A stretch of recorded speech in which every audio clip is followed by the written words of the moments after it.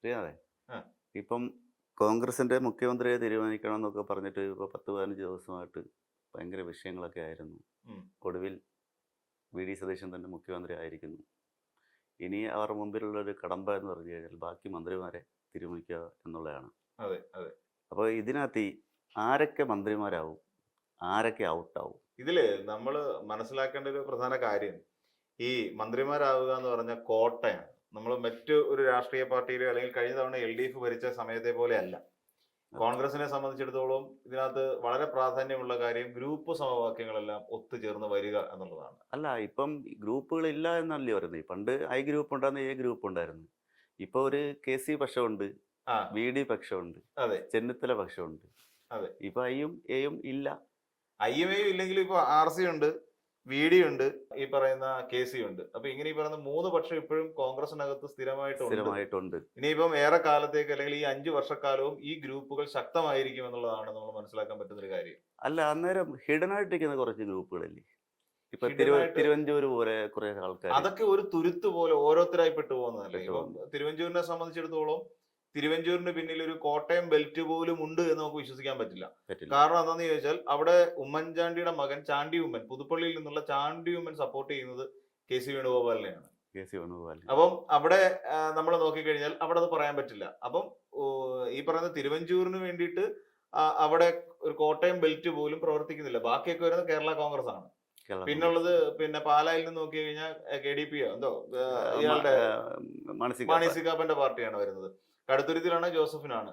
അപ്പം ഏറ്റുമാനൂരാണെന്നുണ്ടെങ്കിലും കോൺഗ്രസ് ആണ്. അപ്പൊ ഇങ്ങനെ വരുന്ന ഒരു ഒരു തലത്തിൽ പറഞ്ഞു കഴിഞ്ഞാല് അവിടെ തിരുവഞ്ചൂരിന് വേണ്ടി സംസാരിക്കാൻ തിരുവഞ്ചൂര് മാത്രമേ ഉള്ളൂ. അതെ.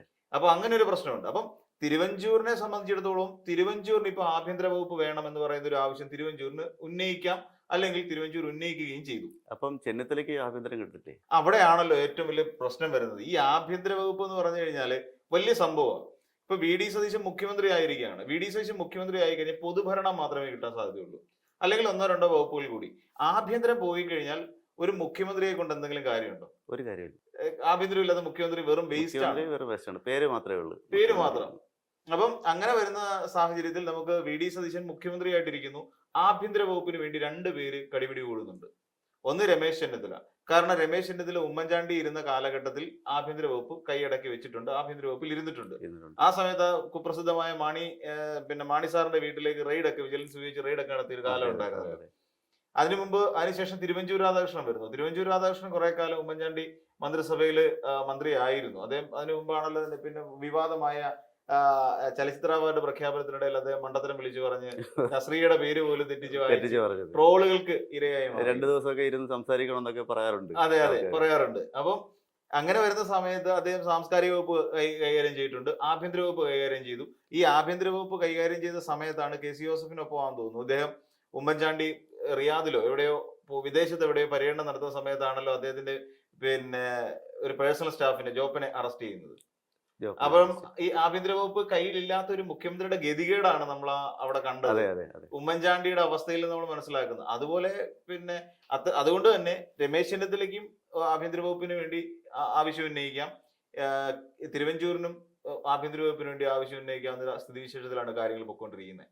അപ്പൊ നിലവിൽ ആഭ്യന്തര വകുപ്പ് ചൊല്ലി തന്നെ ഇപ്പൊ തർക്കം നിൽക്കുകയാണ്. പക്ഷേ രമേശ് ചെന്നിത്തല എങ്ങനെ സെറ്റിൽ ചെയ്യും കോൺഗ്രസ്? രമേശ് ചെന്നിത്തലയെ സെറ്റിൽ ചെയ്യാനാണ് പാട്. കാരണം രമേശ് ചെന്നിത്തലയ്ക്ക് ആഭ്യന്തരം കൊടുത്തില്ല എങ്കിലും അൻവർ സാദത്തിനെയും അതോടൊപ്പം IC ബാലകൃഷ്ണനെയും കൂടി മന്ത്രിസഭയിൽ ഉൾപ്പെടുത്തിക്കൊണ്ട് മന്ത്രിസഭ രൂപീകരിക്കണം എന്ന് പറയുന്ന ഒരു ആവശ്യം അദ്ദേഹം മുന്നോട്ട് വെച്ചിട്ടുണ്ട്, രമേശ് ചെന്നിത്തല. അപ്പം ഇങ്ങനെ വരുന്ന സാഹചര്യത്തിൽ എന്തുകൊണ്ടായിരിക്കാം അങ്ങനെ വരുന്നതെന്ന് ചോദിച്ചാൽ രമേശ് ചെന്നിത്തല എന്ന് പറഞ്ഞാൽ ശരിക്കും ഒറ്റപ്പെട്ട ഒരു തുരുത്താണ് രമേശ് ചെന്നിത്തല. അത് ഗ്രൂപ്പുകളൊന്നുമില്ല. ആകെപ്പാടുണ്ടെന്ന് പറഞ്ഞാൽ അൻവർ സാദത്ത്, IC ബാലകൃഷ്ണൻ, എനിക്ക് തോന്നുന്നു ജ്യോതികുമാർ ചാമക്കാല ഉണ്ട്. അത്രയും പേരേ ഉള്ളൂ രമേശ് ചെന്നിത്തലയുടെ കൂടെ നിൽക്കുന്ന പ്രധാനികൾ എന്ന് പറയാൻ പറ്റുന്നത്. ഇതിൽ ചാമക്കാല എന്ന് പറയുന്ന വ്യക്തിയെ മന്ത്രിയാക്കാനോ അല്ലെങ്കിൽ മന്ത്രിയാക്കത്തക്ക യോഗ്യതയൊന്നും ചാമക്കാല ആദ്യമായിട്ടാണ് ആദ്യമായിട്ട് ജയിക്കുന്ന ചാമക്കാലയെ സംബന്ധിച്ച് അദ്ദേഹത്തെ പിടിച്ച് മന്ത്രിയാക്കാന്ന് പറഞ്ഞാൽ IC ബാലകൃഷ്ണൻ ആയാലും അൻവർ സാദത്ത് ആയാലും ഈ പറഞ്ഞ കോൺഗ്രസിൽ വലിയ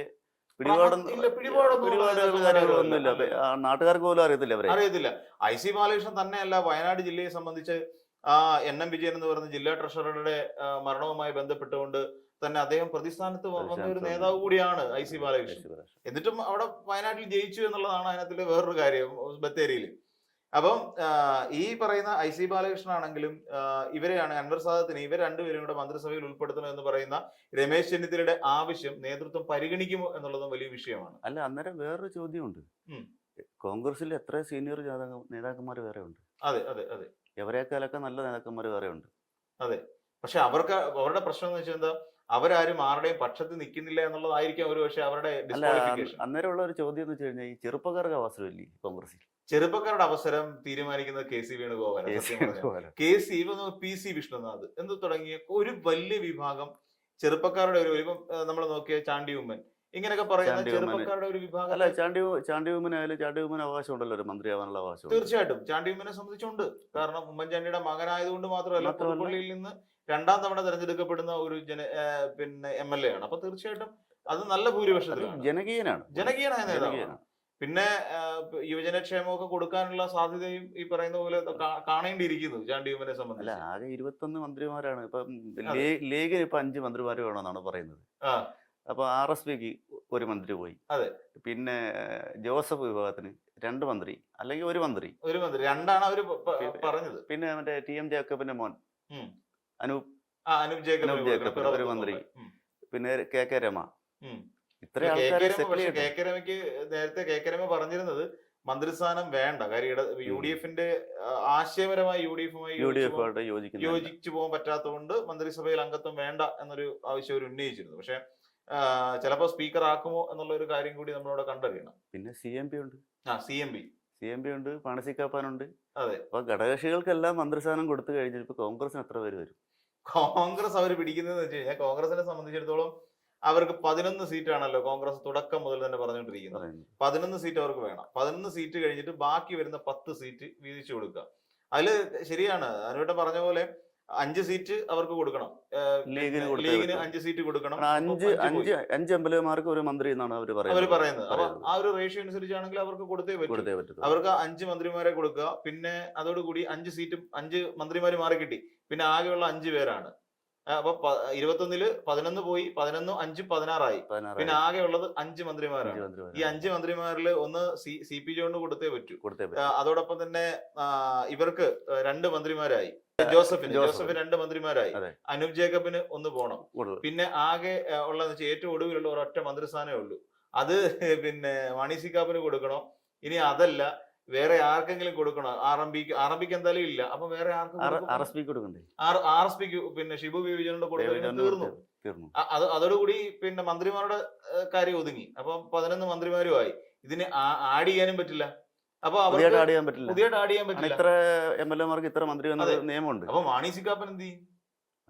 അപ്പൊ ടൈം വ്യവസ്ഥ വെക്കേണ്ടി വരും. നേരത്തെ മാണി സി കാപ്പാനും CP ജോണോട്ട്. പക്ഷെ CP ജോണിനെ സംബന്ധിച്ചിടത്തോളം CP ജോൺ കുറച്ചുകൂടെ എനിക്ക് തോന്നുന്നു മാണി സി കാപ്പനേക്കാൾ കുറച്ചുകൂടെ കഴിവുള്ള ഒരു നേതാവാണ് എനിക്ക് CP ജോൺ. തീർച്ചയായിട്ടും CP ജോണ് ഒരുപക്ഷെ എനിക്ക് തോന്നുന്നു CP ജോണിനെ സംബന്ധിച്ചിടത്തോളം അദ്ദേഹം വിദ്യാഭ്യാസ വകുപ്പ് ഹാൻഡിൽ ചെയ്യാൻ പറ്റിയ കഴിവുള്ള ഒരു വ്യക്തിയായിട്ടാണ് എനിക്ക് തോന്നുന്നത്. കഴിവുള്ളവർക്ക് നല്ല മന്ത്രിസ്ഥാനങ്ങൾ കൊടുക്കണം. തന്നെയല്ല ഈ ഉന്നത വിദ്യാഭ്യാസ വകുപ്പ് ഇപ്പം പുതിയ തീരുമാനം അനുസരിച്ച് വിദ്യാഭ്യാസ വകുപ്പ് എന്നുള്ളത് ഒറ്റേതാക്കുക. ഉന്നത വിദ്യാഭ്യാസ വകുപ്പ് എന്ന് പറയുന്നത് ഒന്ന് കട്ട് ചെയ്ത് ഒരുമിച്ചാക്കുക എന്ന് പറയുന്ന ഒരു സംവിധാനത്തിലേക്ക് പോകുന്നുണ്ട്. പക്ഷെ ഇതിന്റെ രണ്ടിന്റെയും 2 രീതികളാണ്. പക്ഷെ വിദ്യാഭ്യാസം ലീഗിന് വേണമെന്നല്ലേ പറയുന്നത്? അത് ലീഗിന് എന്തായാലും കൊടുത്തല്ലേ പറ്റൂ. ലീഗ് കാലാകാലങ്ങളായി വിദ്യാഭ്യാസ വകുപ്പ് ഹാൻഡിൽ ചെയ്തുകൊണ്ടിരിക്കുന്ന ഒരു ലീഗ് തന്നെയാണ്. പിന്നെ ലീഗിന് തന്നെ കൊടുത്തോണ്ടിരിക്കുന്ന ഒരു കാര്യമാണ്. പിന്നെ അതിനെയും കോൺഗ്രസ് തിരിച്ചെടുത്തു കഴിഞ്ഞാൽ അത് പൊട്ടിത്തെറിയിലേക്ക് അവസാനിക്കും. ഇതിനകത്ത് ഏറ്റവും വലിയ പരാതി വെള്ളാപ്പള്ളിയും ലീഗിന് വിദ്യാഭ്യാസം കൊടുക്കുന്നതിനാണ് വലിയ പരാതി ഉണ്ടാകുന്നത്. പക്ഷെ കൊടുത്തു കഴിഞ്ഞാൽ ഇപ്പൊ ലീഗിന് വിദ്യാഭ്യാസ വകുപ്പ് കൊടുക്കാതിരിക്കുന്നു നോക്കൂ. അപ്പോഴും വെള്ളാപ്പള്ളി പറഞ്ഞ അനുസരിച്ചു എന്ന് പറയുന്ന വേറൊരു ഡീൽ ഇവിടെ നടക്കും. അതെന്താണ്? ഈ വെള്ളാപ്പള്ളി പറയുന്നില്ലേ ഏറ്റവും കൂടുതൽ ഇപ്പൊ സാമുദായിക സംഘടനകൾ പറയുന്നത് വിദ്യാഭ്യാസ വകുപ്പ് എടുത്ത് ലീഗിനാണ് എല്ലാ കാലത്തും കൊടുത്തോണ്ടിരിക്കുന്നത്. അത് NSS ഉയർത്തിക്കൊണ്ടിരിക്കുന്ന ഒരു ആരോപണം തന്നെയാണ്. തുറന്നു പറയുന്നില്ലെങ്കിൽ അവരുടെ ആരോപണം അത് തന്നെയാണ്. SNDP പറയുന്ന ഏറ്റവും പ്രധാനപ്പെട്ട ആരോപണമാണ്. അപ്പൊ ഇനി ഇത് പരിഗണിച്ചിട്ടായിരിക്കും. അപ്പൊ സ്വാഭാവികമായിട്ട് പറയുന്നത് ഇവിടുത്തെ ഭൂരിപക്ഷ സമുദായങ്ങളെ പ്രീണിപ്പിക്കാൻ വേണ്ടിയിട്ട് മുസ്ലിം ലീഗിൽ നിന്ന് വിദ്യാഭ്യാസ വകുപ്പ് കോൺഗ്രസ് ഏറ്റെടുത്തു. കഴിഞ്ഞില്ലേ വിഷയം? അപ്പൊ ലീഗ് സത്യത്തിൽ ലീഗിന്റെ വോട്ടും കൂടി നേടിയിട്ടാണ് ഇവിടെ UDF വിജയിച്ചത്. ലീഗിന് 22 സീറ്റ് ഉണ്ടെന്ന് മാത്രമല്ല ബാക്കി മണ്ഡലങ്ങളിൽ ലീഗിന്റെ സീറ്റ് വോട്ട് പിടിച്ചിട്ടാണ് ജയിക്കുന്നത്. പിന്നെ തീർച്ചയായിട്ടും അതെ.